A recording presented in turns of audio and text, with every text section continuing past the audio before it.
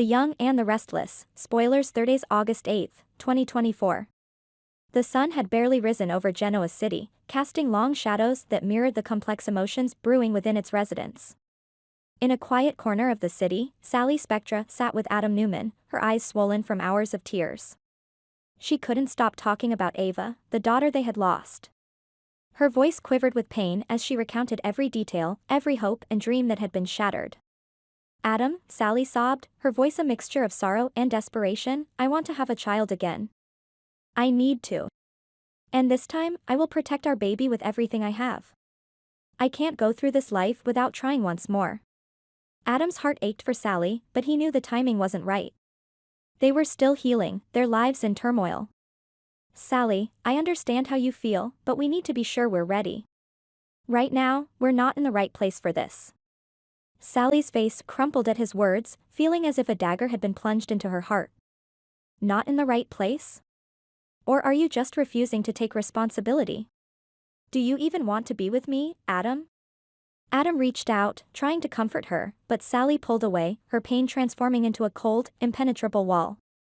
The room fell silent, the weight of unspoken words hanging heavily in the air.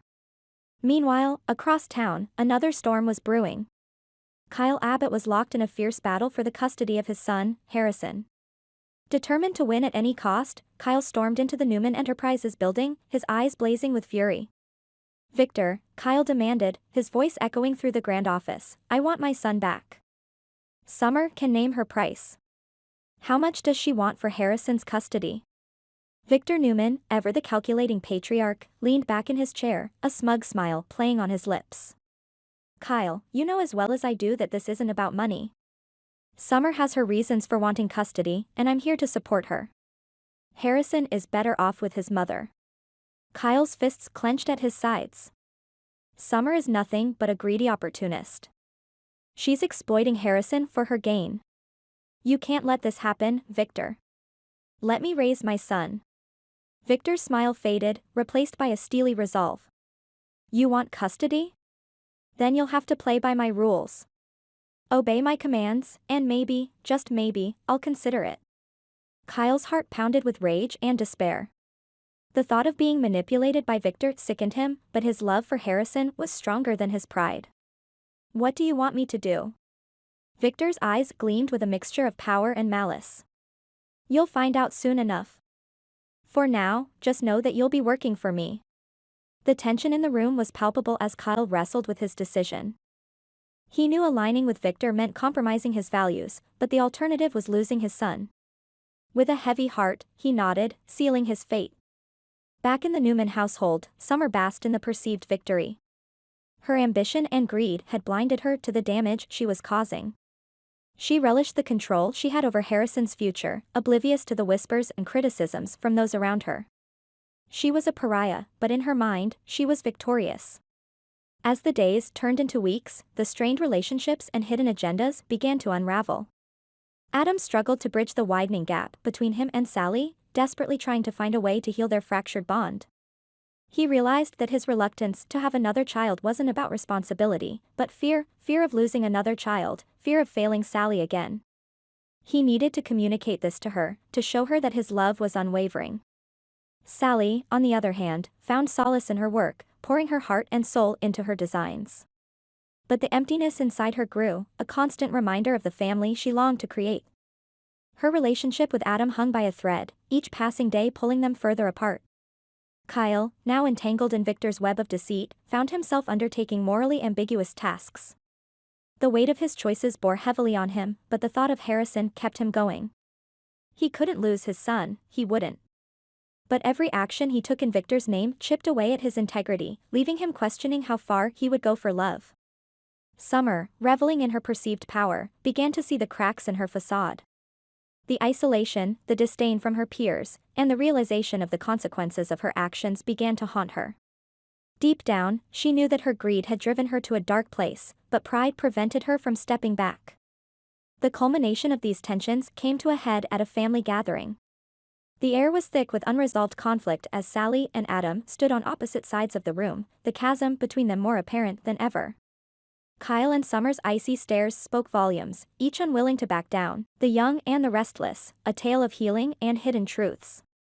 The early morning sun cast a gentle glow over Genoa City, a quiet reminder that life, despite its many trials, always moved forward. Sally Spectra sat on a park bench, her heart heavy with memories of Ava, the daughter she had lost. The pain was a constant, gnawing ache that seemed to have no end. Adam's indifference only deepened her sorrow, making her feel isolated and misunderstood. Billy Abbott watched her from a distance, recognizing the raw pain in her eyes. He had been there before, engulfed in the darkness that came with losing a child. Delia, his precious daughter, had been taken from him in a tragic accident caused by Adam Newman. The grief had nearly consumed him, transforming him into someone he barely recognized. But through sheer willpower and the support of loved ones, he had found a way to survive. Now, he was determined to help Sally find her way back to the light. "Sally," Billy said softly as he approached, his voice filled with empathy, "I know nothing can take away the pain you're feeling right now. But you're not alone. I've been there. I lost my daughter, Delia, and it tore me apart." Sally looked up, her eyes brimming with tears. "Billy, I don't know how to move on. Ava was everything to me, and now she's gone. And Adam. He just doesn't seem to care." Billy sat beside her, offering a comforting presence. "Adam's way of dealing with things isn't the same as ours. It doesn't mean he doesn't care. But right now, it's about you and how you heal. It took me a long time, but eventually, I found a way to live again. And you will too." Sally nodded, appreciating his words. "Thank you, Billy. It helps to know that someone understands." Meanwhile, across town, Chelsea Lawson was dealing with her own set of challenges. Her son, Connor, had been plagued by rumors and whispers from the residents of Genoa City. The secrets of their family's past, coupled with Connor's struggles with obsessive-compulsive disorder, OCD, created a volatile mix. Chelsea's instinct was to protect him, to shield him from the harsh realities of their world. "Connor, how about we go on another trip?"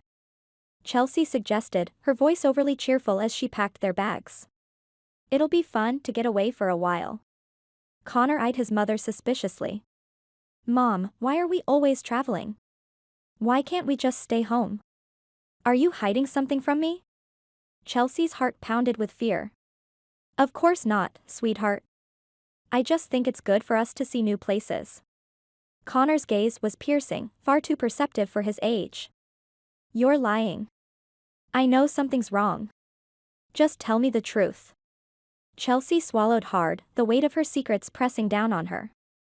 She had always tried to protect Connor from the darker aspects of their lives, but it was becoming increasingly difficult. The boy was smart, and he could sense when things were off. "Connor," she began, choosing her words carefully, "there are things I haven't told you because I wanted to keep you safe. But maybe it's time we talked about it." Connor's eyes widened, a mixture of fear and curiosity. "What kind of things?" As Chelsea began to explain, she realized that honesty, though painful, might be the best way to protect her son. She spoke of their family's struggles, the reasons behind their constant travel, and the importance of facing their problems head-on. Connor listened intently, his expression a blend of shock and understanding. Back at the park, Billy and Sally continued to talk, their conversation a lifeline for Sally in her time of grief. Billy shared stories of Delia, how he had found solace in small moments and the support of those who cared about him. Sally, in turn, opened up about Ava, the hopes and dreams she had had for her daughter. "I know it feels impossible right now," Billy said gently, "but you will find a way to keep Ava's memory alive while also living your own life. It's what she would have wanted for you." Sally nodded, a glimmer of hope in her eyes. "Maybe you're right. Maybe one day, I'll be able to find some peace." As they sat together, a sense of understanding and mutual support grew between them. They were two souls bound by shared pain, each finding a measure of comfort in the other's presence. In another part of Genoa City, the tension between Kyle Abbott and Victor Newman continued to escalate. Kyle's fight for custody of his son, Harrison, had reached a boiling point. Victor, ever the strategist, had thrown his support behind Summer, using his considerable influence to sway the courts in her favor. Kyle stormed into Newman Enterprises, his face a mask of determination. "Victor, this has gone on long enough. Summer doesn't care about Harrison. She's using him as a pawn. Name your price. How much will it take for you to back off?